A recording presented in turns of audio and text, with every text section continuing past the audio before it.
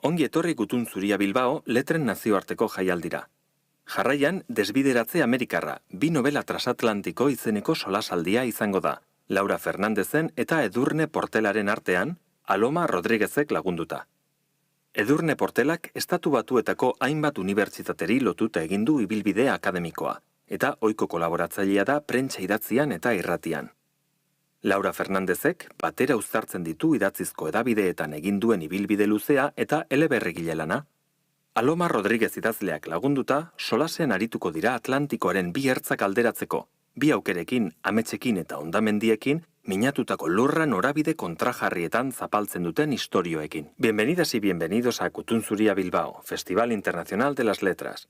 A continuación tendrá lugar la conversación titulada Un desvío americano, 2 novelas transatlánticas, entre Laura Fernández y Edurne Portela, con Aloma Rodríguez.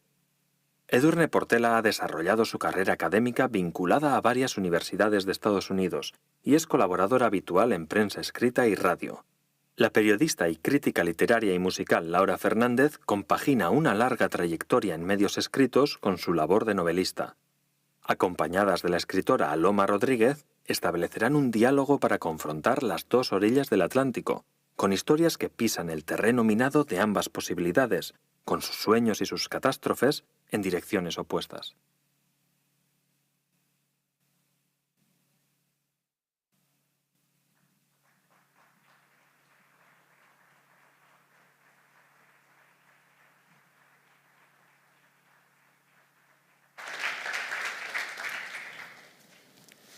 ¿Qué tal? Buenas tardes. Hello, good afternoon. Thank you so much for coming. It's a pleasure and an honor to interrupt this conversation with 2 writers that I admire so much and 2 novels that I really enjoyed, and I'm sure many of you that are here have read, and those of you that haven't read it will want to once you've listened to this conversation. So we've got with us this afternoon Laura Fernández, who comes from Señora Potter no es exactamente Santa Claus, and I think this is one of the books that have been a star book of this year. She's come here really happy because she won the Ojo Crítico Prize, the Finestre Prize, and it's great when you see somebody like her enjoy this award, and a book that has really made many readers very enthusiastic. It's the 6th novel written by Laura Fernández, and it's set in Kimberley-Clark in Weymouth, which is a town which actually inspires Luis Casadefilmer, who actually was inspired by this town, and it's called La Señora Potter no es exactamente Santa Claus. Mrs. Potter isn't exactly Father Christmas. There are all sorts of characters. I don't know if we'll talk about them all, but the novel grows, and there's one thing that's really important, which actually leads me onto Edurne's novel, which is Luis Casadefilmer. Since they wrote that book in Kimberley-Clark, Weymouth, it's not stopped snowing. Formas de estar lejos is the 2nd novel of Edurne Portela. It's not the most recent one because this year she published Los Ojos Cerrados, but this is the novel that we want to use to have this transatlantic dialogue with Laura Fernández's novel, because in Edurne's novel, the tale is basically a sort of toxic relationship, maybe we could call it. But it's also like a catalogue of other kinds of ill treatment, other kinds of toxic relationships that do happen. But perhaps the approach that actually links more closely to Laura's book is especially the transatlantic side of things. Is that in this case, Edurne's protagonist is in the US. So there's this kind of an isolation within the US, within the university, which are sort of bubbles that you pop into. And I think that's what facilitates, to a certain extent, this toxic nature, because the protagonist is a strong person, but actually her strength makes her more vulnerable than it would have done in a less hostile setting. So that's an introduction, basically, to these two books. But beyond the joke about the snow, because in Edurne's book it's snowing all the time. They sort of say, oh, there's so many centimeters of snow here, and in Laura's book as well, it snows quite a lot.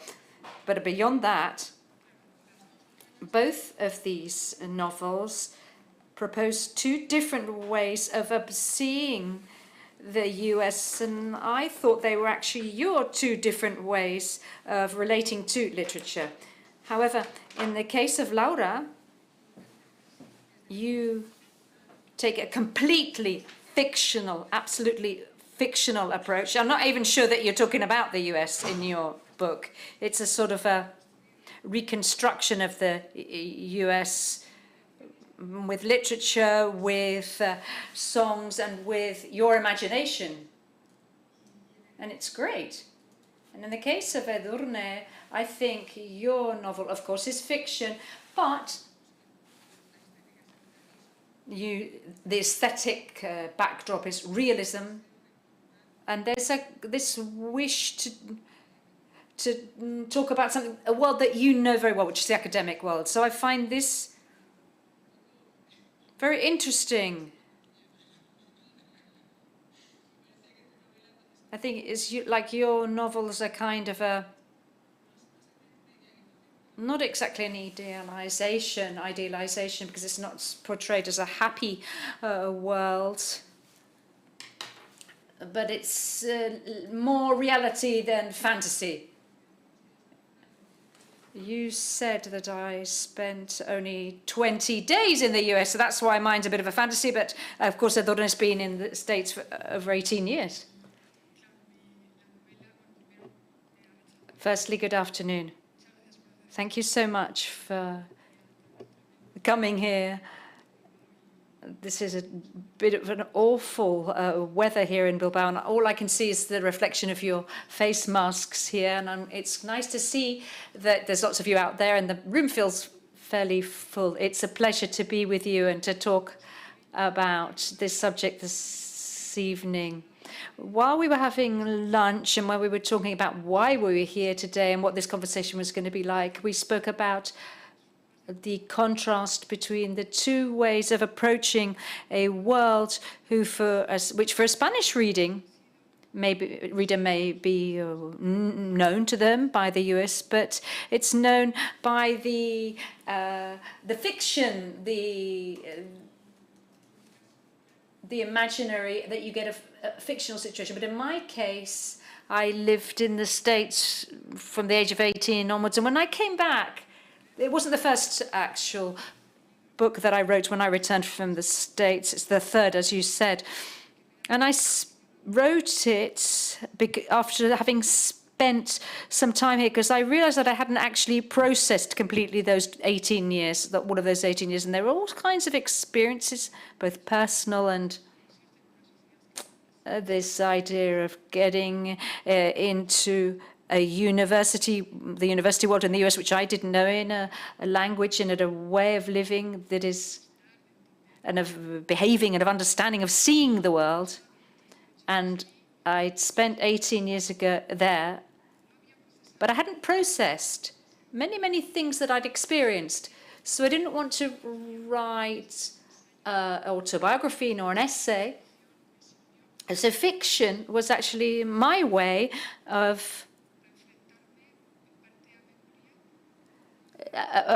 on one level face up to my own memories, and on another level of feelings and a knowledge that I'd sort of tucked away, that I hadn't really looked closely at.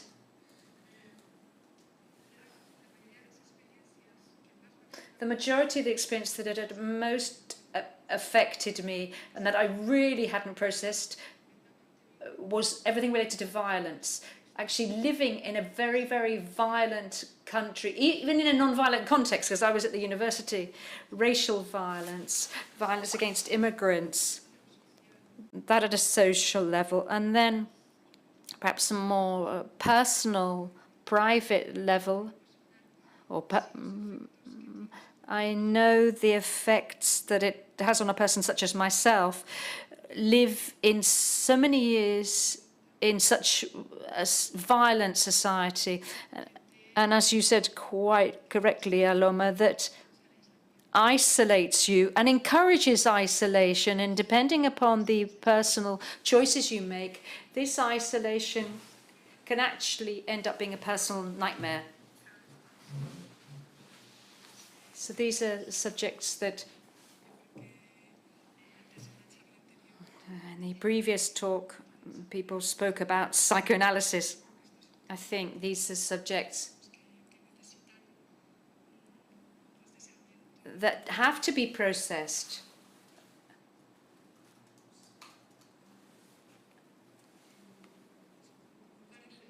And it's almost like rubbing salt into a wound.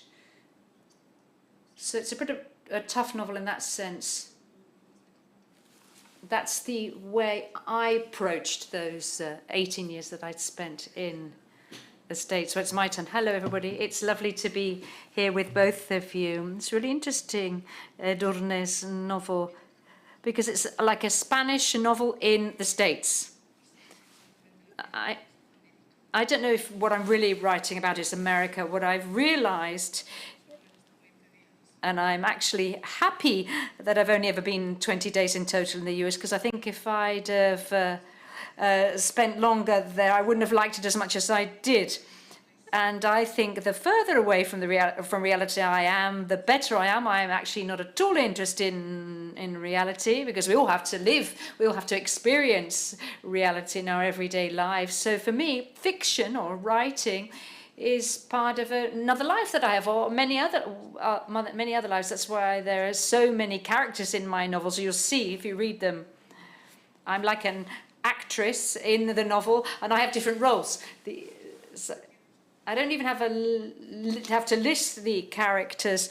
I know them all off by heart because they're all a part of me. So this idealization of the US is from the products about the US that I've consumed.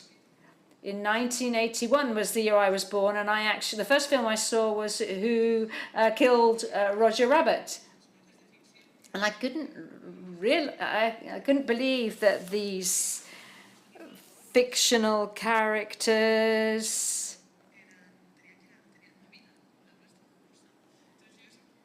and I thought that as a young girl, I found it incredible. It changed my way of seeing things. I thought, oh, these fictional characters also have horrible lives. I thought that you watch cartoons to have fun, and so I do this all the time. I interview writers, and I always ask them questions. That's how I started. That's why I had my Big Bang, because Big Bang. From then onwards, everything that I saw and then I read, I sort of left unfinished, because I always tried to find a happier ending for everything. So if I grew up in the 80s and the beginning of the 90s, that meant that I was invaded by North American fiction at all different kinds of levels, in literary way. And of course, as a child of immigrants, I was more au fait with some kinds of Spanish authors than the Catalan ones. My life was more related to not having a past and to self-mythifying, because you've got nothing ahead of you and nothing behind you. There's nothing behind you that can assist you to get anywhere. You don't have a past history, and the future, you don't know what it holds. That's what I find so attractive about North Americans. and made me compulsively read novels written by American writers, and evidently Stephen King was one of them. Stephen King was like a father and a mother to me. I like this idea of creating fake places, which in my case, and it's not in this case Stephen King, which is his town in Maine, but in my case it's these fiction that I've consumed throughout the whole of my life, this idea of the US that actually doesn't really exist. Last year I spent some time in Iowa City, and actually when you go there, it's actually completely different to how you think. Houses are very, very separate. There is no places no communal areas where people can come together. Everybody is very, very isolated in the US, and how important religion is and how important churches are in the US, because it brings the community together one day a week, and that's how people meet each other, because it's completely unlike what you see in American films and series. Because I think it's because it's like this wish they have. They create fiction to come together, but actually in reality, the coming together doesn't exist. In your novel, the scenario does exist. There is this idealization of relations, this very polite, this very cordial community, which also hides a lot of other things. Then you've got the American fallacy represented there, this sale of this possibility of happiness, that happiness is there, you just need to make an effort to get it, and you will do. But actually underneath, if you scratch the surface a little bit, there are many, many awful things hidden. So I think in American fiction there's a lot of that. In the end, the American horror are the sellers of these houses. I don't know if you remember, there was a series, I can't remember what it was called. It was a person who spent all their lives in front of the television, and so when something happened to them, they remembered films that they'd seen. No, I haven't seen that series, but actually that's me. So it's the same happens to you, but in the case of literature, you've got a mind that is full of voices. You hear voices the whole time, and I like how you play with language, and you explain this on many occasions, that you've learnt how to write with translations which might sound like something that goes that is against what you do. In your case, you say, no, I'm going to turn this on its head. I'm going to play with the language that I've learnt reading the translations of Stephen King, David Foster Wallace, etc., etc. And it's the Spanish, which is an invented kind of a Spanish. It's not this kind of Spanish. Maybe now it's more similar, because publishing houses want these sentences to sound really, really Spanish. But in the past, they respected these strange sentences, and you see that, you can feel that a lot in your novels, especially in this one. And this is actually something that's in your favor. It's a deliberate thing that you do. I say that because in your book you don't do that, but there is something that you interestingly do with your language, and I'd like to talk about that a bit, because in your novel there's a Spanish person there who speaks bad English in the States, but something that's very interesting that you can do with literature, because literature is a leap of faith, actually. So you think, oh, I hope the reader is going to get involved, even though the whole book is written in Spanish. There's no English expressions at all. So it's like you put an agreement there. Is the reader going to accept it or not? And so your novel is a multilingual novel, but it's always in Spanish. And I like this, the way you play with that. you don't see that, but it's there because she's Spanish, but she's there. And she talks to some people in English. Her boyfriend is American, but he knows how to speak Spanish. He's learnt Spanish because he's got some Mexican neighbors. Well, because his mother had a shop where the Mexican children used to go and buy things. And so he learned how to speak Spanish from these Mexican neighbors and the Mexican children that came to the shop. So he learned Spanish in his neighborhood.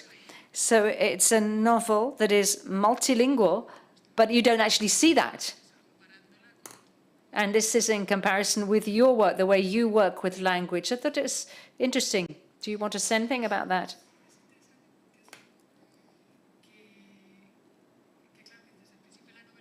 Right, at the beginning of my novel, I had to think about that because this is the main character who lives bilingually, and for her it's a problem. And she goes to the US. She hardly speaks any English. She's got a really, really strong accent when she speaks, and that leads to all sorts of problems, and also a kind of an awareness of her own identity. And actually what I do is write in fiction something that I had suffered from when I got to the US. I could hardly speak in English. I had a very strong accent, which I still have, and it was interesting because I'm there as a Spaniard, a Basque, because this sort of kind of a strange identity that we have here. We don't know what we are. And you get to the US and suddenly you're Hispanic. You're Hispanic, and also because of the way I look. I studied my PhD in a place where there are lots of Mexican immigrants that worked out in the tobacco fields, and all of a sudden you're a completely different person. You're that person. You build yourself according to the way other people see you and your relationship with other people. And so my relationship with English is difficult because it almost came to blows, and you feel displaced, imbalanced. When I wrote this novel, I remembered many things that had happened to me, and I felt again anew many things. So I had to think how to translate all of this. So I played on this idea of including English or including certain expressions, but then I said, no, actually, if I do that, when a reader reads my book, you're going to be far too concentrated on what I'm trying to do with this play on language, but you're going to lose the feelings that I'm trying to get across. And that can only be expressed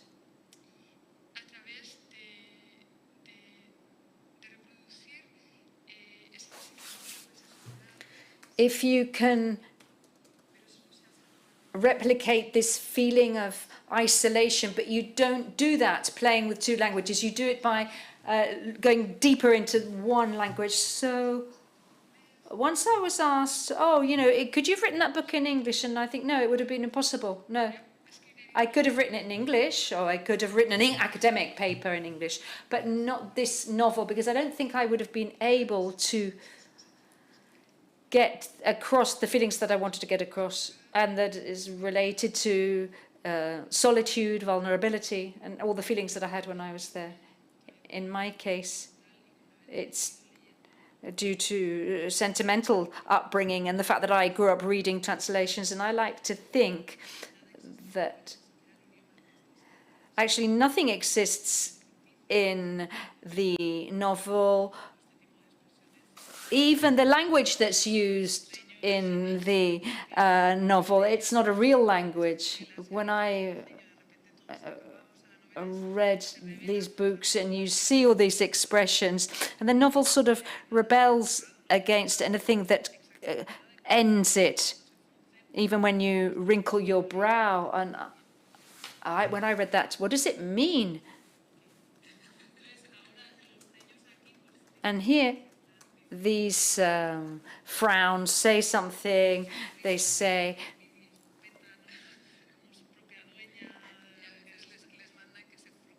and sometimes they tell them to frown. And there's some rebels as well. So all of it's included. And it's interesting when by the time I was asked to go to a talk, I'm bilingual as well, because I come from Catalonia. And in Argentina, I was asked, as a bilingual person, how did I decide to write, whether in Spanish or in Catalan? My parents are Spanish-speaking, so for me to speak Spanish was the normal. But actually, I think I didn't choose either of the languages. I didn't like the Spanish that appeared in the books that I read in secondary school. I like this kind of Spanish, the Spanish that I read in translations of English books. I chose this fictitious Spanish, this Spanish that actually doesn't exist, in which now, when you look at translators, it's incredible how Spanish is growing so much, because translators are so good that gives me tools all the time, all kinds of tools. I always choose. I can read in English, of course, and I like reading in English, but I prefer to read a translation, because that's the tool that I work with. And you could see how expressions change, how there are new expressions for example, easy peasy, a piece of cake. So this language wouldn't make sense without that. So it's an agreement that we reach as readers and as viewers. For example, the language that we use for dubbing films. People don't say, "Oh, what the devil." You know, they just don't say that.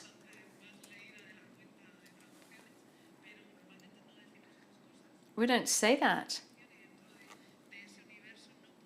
But you can't speak in this kind of a universe, in this kind of fiction. That's the way you speak. So with my raw material, what I'm trying to do is to increase the expressions, like English increases its words and expressions.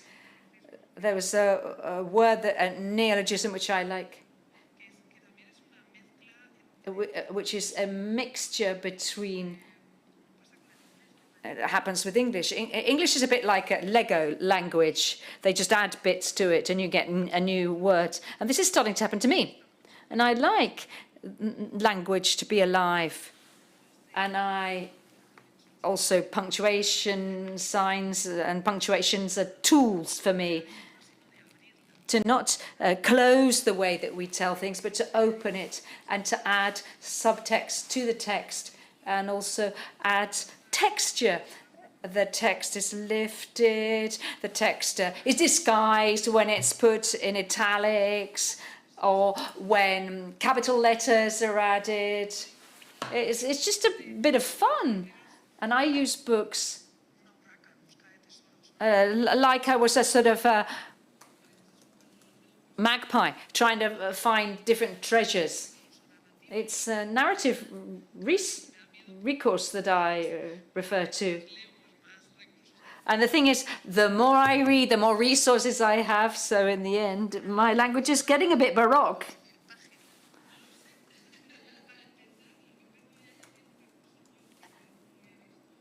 What I've just started now, I'm using something new in that book, and I don't know how I'm going to use it throughout the story, but it's a new resource, which is to build a story at the same time that the story is being built. It's also like a play. And I think, oh, I don't know how to start a novel, and that's how I started. For me, writing is fun. Writing is something enjoyable, and I like language, I like fictions, and I like creating fiction within fiction and everything. It's like one of these Russian dolls that just gets bigger and bigger because it's got so many things inside it. So if I don't have fun, I don't want to write.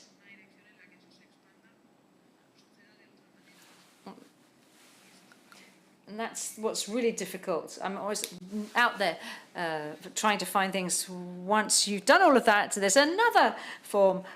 But for me, that's what's important. Form is important. Shape is important, because I've got the story already in my mind. So your books, of course, are very, very different, but they're also omnivorous books. Your book is very, very omnivorous. It's got everything, a bit of everything. It's like a somebody's opened your brain, and I'm just sort of having a look into your brain when I read it. Oh, look. It's a book that's full of writers, because there are all sorts of writers in this town. And I think, oh, actually, they're all the author herself. And the thing with Edurne's novel, as well as it being an omnivore, when you talk about tobacco fields, I remember this lady that you interview who talks about her son that has died, and there's all these books about different forms of ill treatment, and one of them is solitude. So they're very omnivorous books, but in different ways. Yes. During the process of trying to translate the American world, or the American world that I knew, which is related to a university campus, but everything that surrounds a small enclave, or two small enclaves, which were where I lived. I built the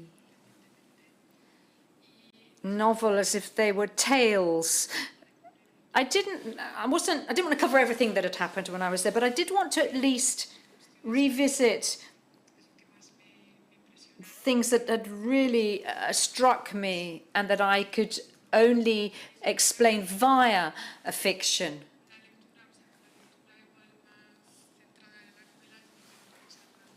And of course, if you write a novel, the novel is basically about toxic relation or ill treatment. But I didn't want to just concentrate on what happens in the privacy of this couple and the violence within this couple, but also see how the violence that we are subject to every day is actually related to social violence as well. And what happens aren't things that happen in an isolation, but form part of a system in which violence is there all the time. And in the US, it's against women, it's against immigrants, and against women in different fields, because I talk about sexual violence on university campuses, which in the US has been a terrible problem. It's changing a little bit now, thanks to Me Too. There was an enormous Me Too movement in US universities, but also violence against women's body when we talk about clinics, abortion clinics, and the pro-life, in inverted commas, movement. Their violence against those women who go to abortion clinics, and I was concerned with them.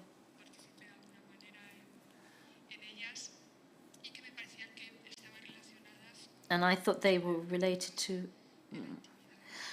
what then happens in people's in the private lives of the main characters of my novel, which are this couple. But I didn't want to write something too intimist. I wanted to reflect part of this society, but also I say, you know, I've lived there 18 years, but I'm not an expert in the US. I've come back and I I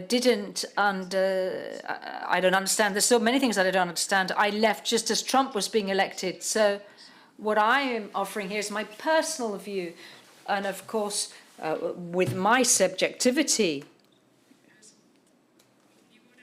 So it's an omnivore in the sense that, yes, I collect little bits of things and little different experiences, but I think there's still a lot to be done. And when I finished it, and we mentioned this earlier, I'm not able to say that I understand the 18 years I spent in the US any better now.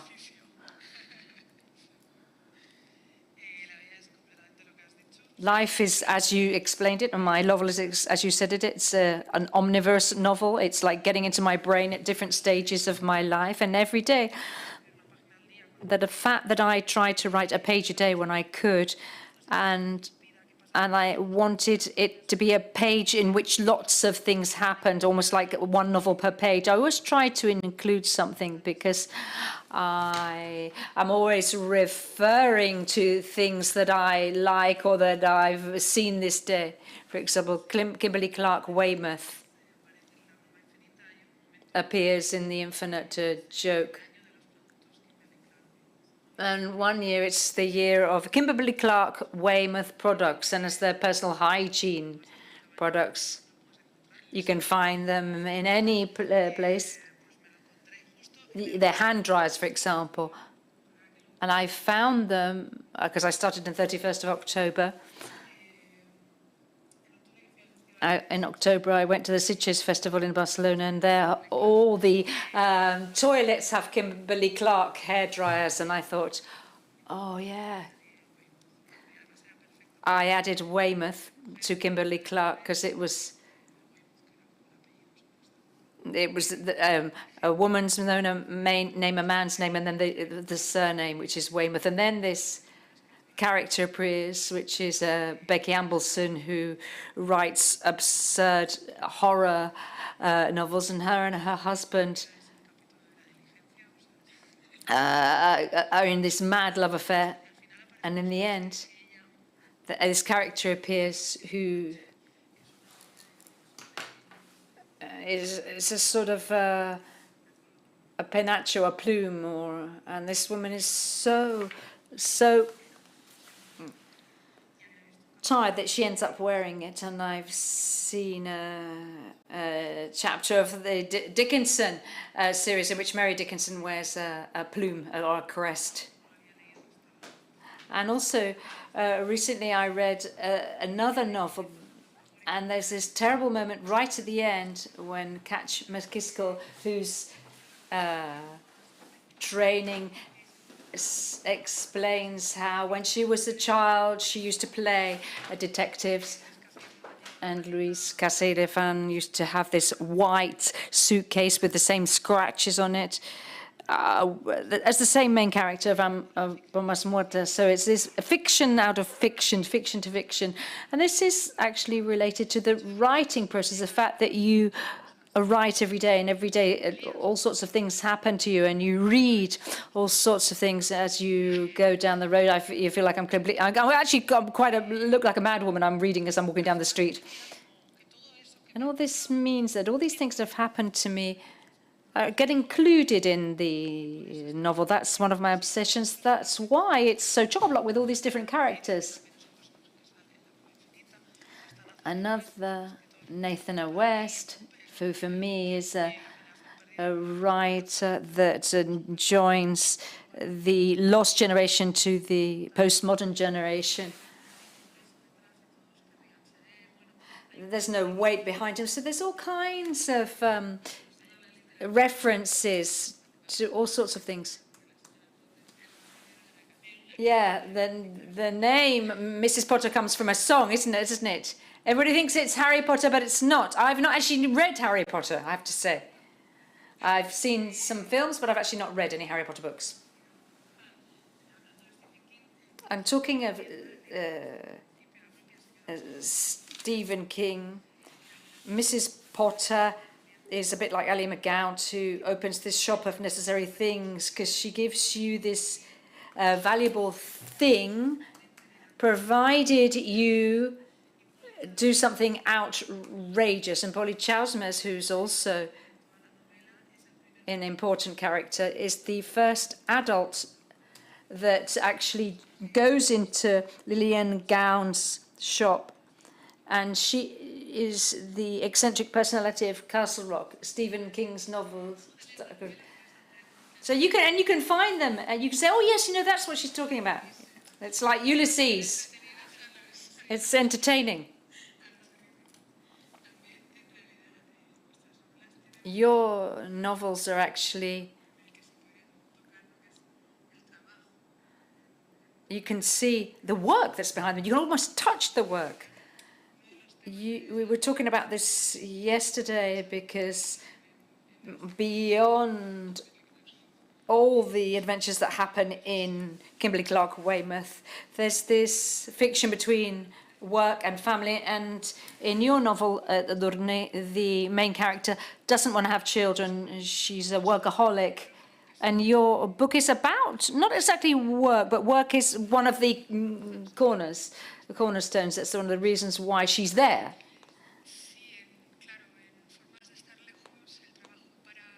Yes, in Formas de Estar Lejos, work for Alicia is a kind of refuge. It's the only place where she feels that she has got a handle on things, that she's got power over something. And that's a complete contrast with her partner and the problems that exist between the two of them. It's like a vicious circle. She takes refuge in her job, which is a way of getting away from him, basically. And he becomes more and more jealous of her because she dedicates so much time to her job. And then there's the issue of the children. She's a woman that's never wanted to have children. She's one of the very few, it's one of the very few things that she actually won't give way, even though he wants children. And for him, and of course you see the novel from his perspective, because he's got a role in the novel, these characteristics of her turn her into a abnormal woman, and that is a woman who puts her job first, who doesn't want to have children, who isn't like what you would call a normal, inverted commas, woman. And the things that her husband works and the expectations that are of her as a woman. For her, it's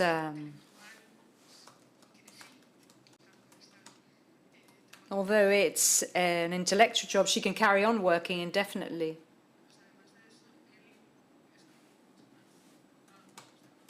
And also he's kind of lazy, he's always sitting around doing nothing. And it's very different. And you can see her, she's very hard working. Of course, I know she likes her job and she takes refuge in it, but her husband is a kind of just a lazy bastard. He's just lazy. And he's got actually no interest in anything. No ambition in the best sense of the word. He doesn't learn. He doesn't learn from her or with her, doesn't learn from his work, and he's just happy to, with his life pattern, which for her is terrible. Yeah, but he does get a raise, doesn't he? He is not too interested in it, but actually even he manages to get a better job. Well, that's what the US is like. It's a triumph for mediocrity. You can just do a minimum amount in your job and you get paid well. You can get the house you want and have the car you want. That's the limit of his ambition and his curiosity. And she sees things completely differently. And she likes what she's doing.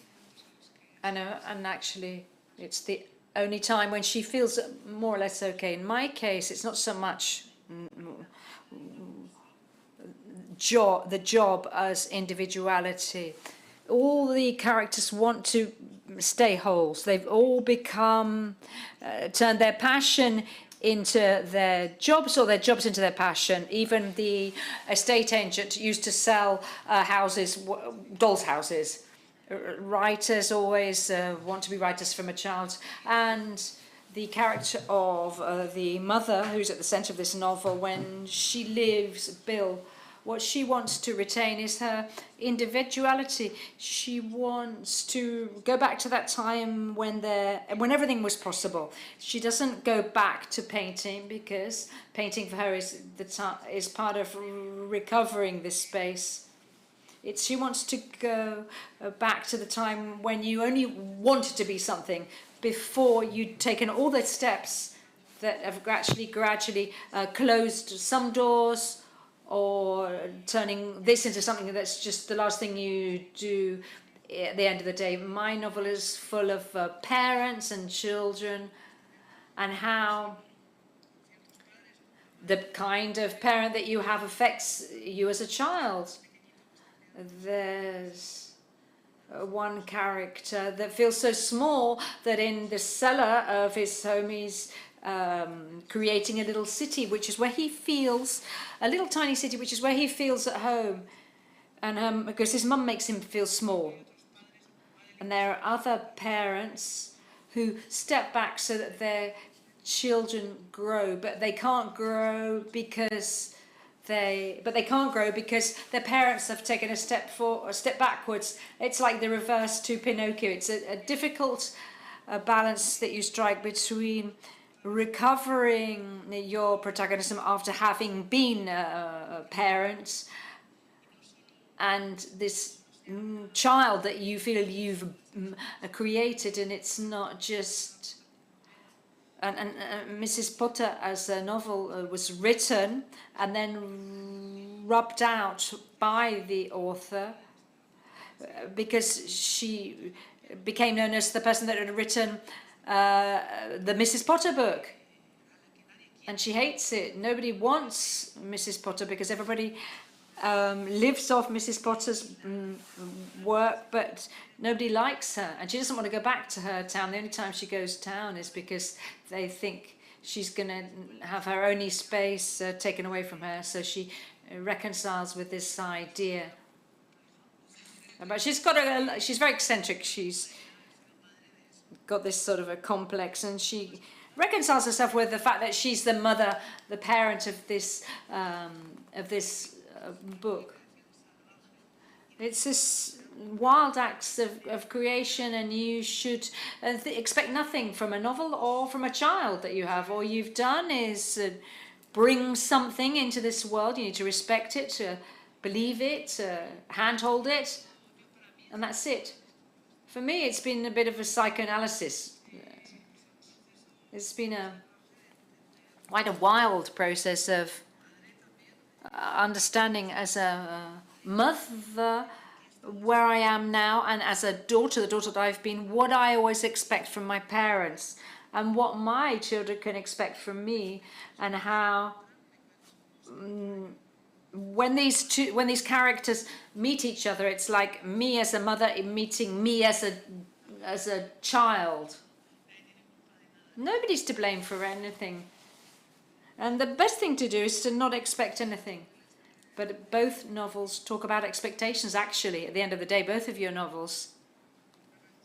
You've just explained it really well. And Edurne's novel as well talks of expectations of being created. And then there are many, many mothers, and there are always mothers in all over the place, but there are lots of mothers in these novels. But nobody is let off lightly. So it's like, do what you want, because you're going to get it wrong, and nobody is safe. In my novel, there are two mothers, his and her mother. Yeah, and they have there's this issue of the idea of having children. And his mother is terrible, because she talks, when we talk about expectations, by the way, on that subject again, Alicia has to meet the expectations, everybody's expectations. And this way of educating women, as bringing up men as male chauvinists, you can see how the mother strengthens her son's male chauvinism. And she's a real cruel character. She's a really nasty mother. There's a lot more closeness with her mother. It's a mother that wants to protect her daughter, but also the daughter wants to protect the mother. She doesn't want her mother to find out how she's having such a bad time. And I think that I wanted it to be a positive figure.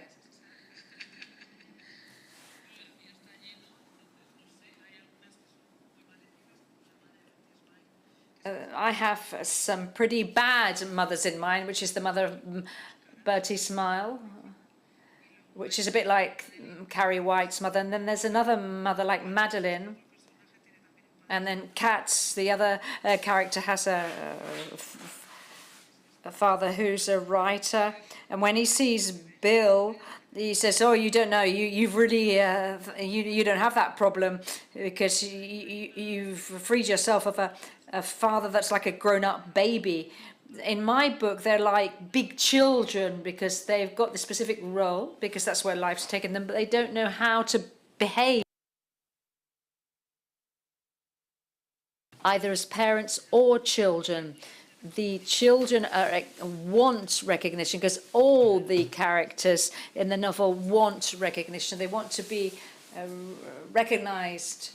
They want you want to be seen in the way that you want to be seen. That's what they're all seeking. And sometimes parents actually prevent that. And sometimes the mother is actually the most honest person because the only thing that she wants to leave her son is the work that she's created.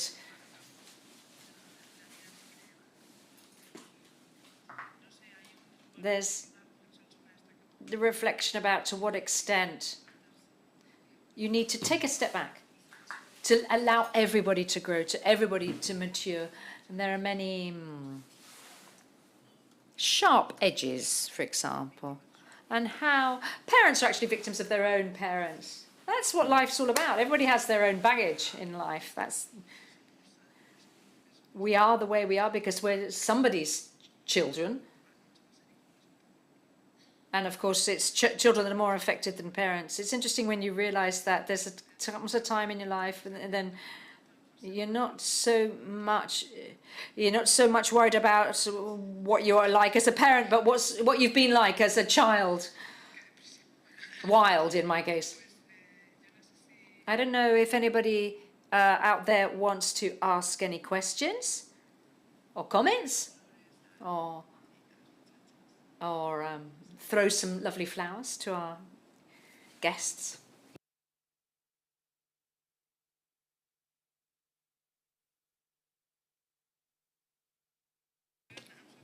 I can't see anything. I can't see you out there, unfortunately, because you're in darkness. Good afternoon. Good evening. Firstly, thanks to both of you for enlightening us. And secondly, is for Laura, my question. I'm reading your book as we speak, Laura.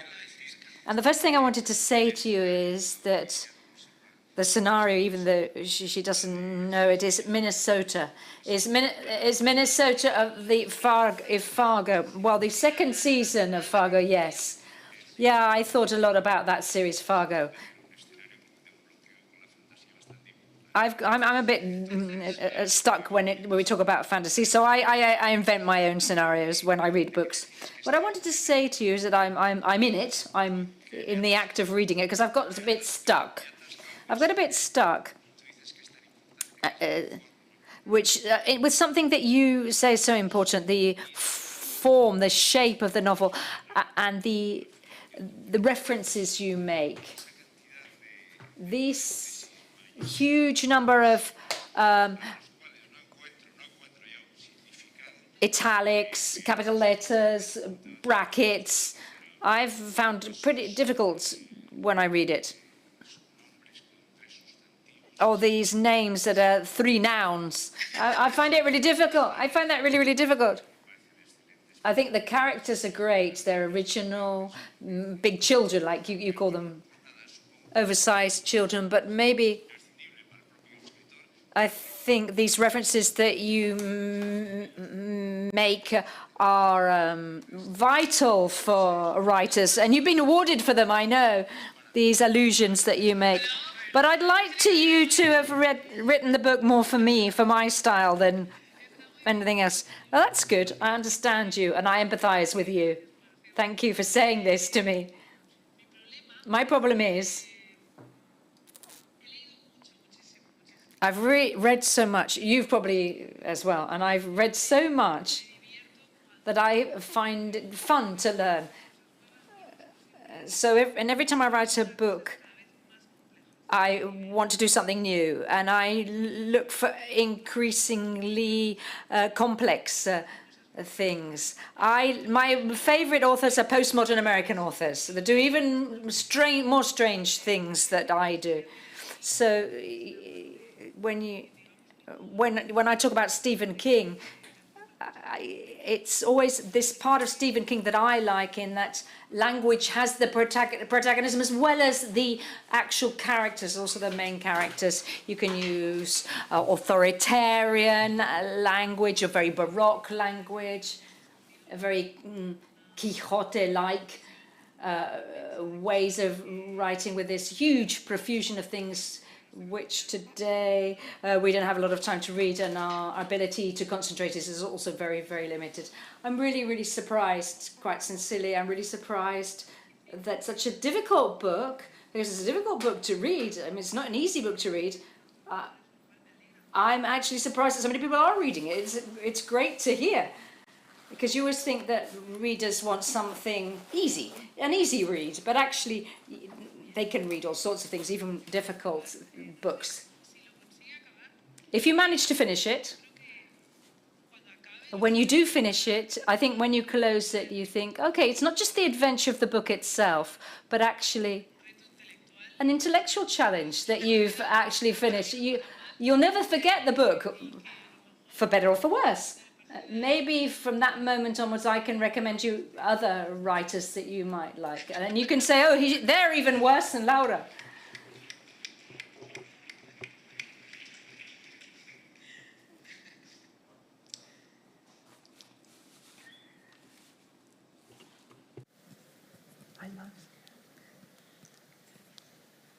Hola, Ma.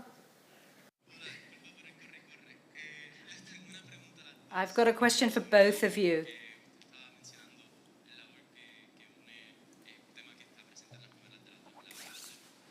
You spoke about something that's present in both novels, and I'd like to know how you could translate and how this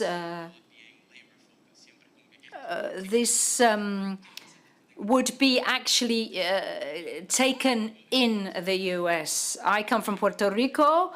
In Puerto Rico, people are really, really badly paid. And in Europe, I came here on an Erasmus trip, and I've realized that work is, oh, yeah, okay, fair enough, good, you got a job. But people actually talk a lot about working. So how can you translate this mentality with the way you grew up here in Europe? Because a person isn't just a worker, they're more than that. They're a person as well as being a worker. How can you get that message across to an American reader? I don't actually understand your question. I'm going to say something. Hang on, just in reply. To start. In my book, we never talk about money. There's no talk of money. People work, but they have jobs that are related to their passion, because it's a fiction. It's a fictional novel. What does actually appear is the world of journalism, and I'm a journalist, and there we talk about the precarious life of a journalist. It sounds very fun in my book, but there's a lot of precariousness in the world of journalism, and there's actually a character in the novel who actually does the whole of the newspaper. She corrects it, she proofreads it, she's the editor, she actually makes the proof. And she wants an editor, that's all she needs, and she ends up getting an editor. And then she picks up a golf ball. It's a completely dysfunctional way of setting up a newspaper. And by the way, everything that you see in my book, people doing the job that is their passion. The only profession that you hear a little bit about money, not money per se, but the fact that it's a precarious job, is in my profession, in journalism. In my case, yes, I do talk about class violence and class issues in the US. As somebody from Puerto Rico, you know that only too well. And how economic violence affects certain sectors of US society, such as, for example, immigrants or people that exist in situation which is akin to slavery, such as those that work in the tobacco fields. My stay in the US has been the stay of a completely privileged person. I went there with a grant. I got a student visa. I did work illegally. I ought to say this now. I did work illegally as a waitress for a while because I didn't have enough with my grant. But I was in a truly privileged situation. I went from a student visa to a work visa. I was well paid for my job and I got a green card.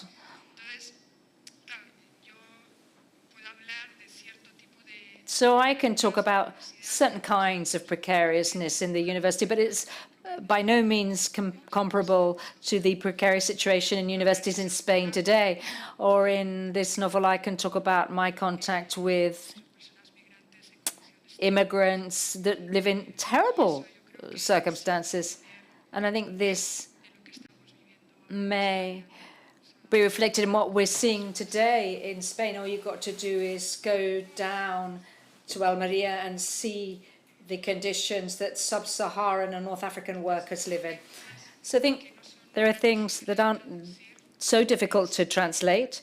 For example, the extreme poverty, economic violence. In my case, a person who can read these passages in the novel may immediately think about how we treat immigrants here.